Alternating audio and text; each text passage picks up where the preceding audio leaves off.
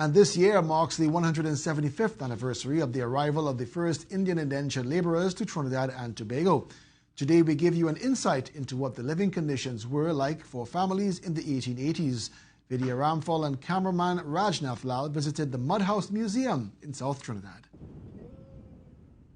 The Mud House Museum gives a fascinating insight into how Indian indentured labourers lived in the late 19th century.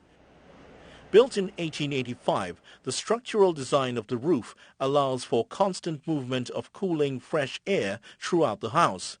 This was essential for the comfort of the occupants, as the area would not receive a regular electricity supply for another 75 years.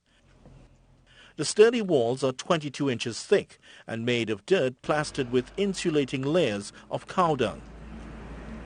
The design made it comfortable for families to sleep in rooms like these. The girls slept on beds inside the house, while the boys slept in the social area outside.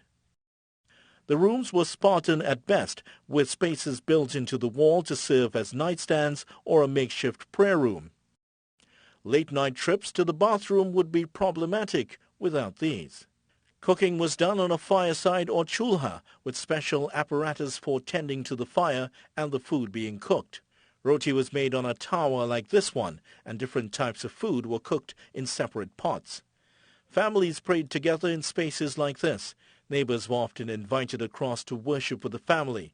Conversation might have centered around religious philosophy from the Bhagavad Gita, the Ramayana, or the Vedas.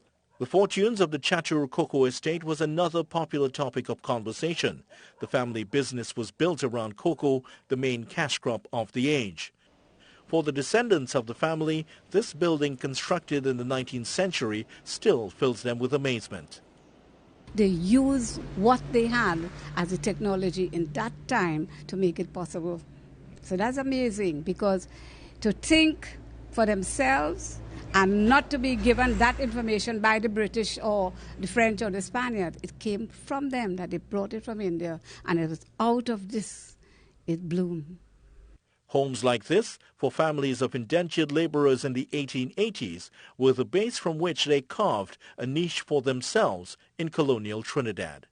Vidya Ramphal, TTT News. And a happy Indian Arrival Day to you.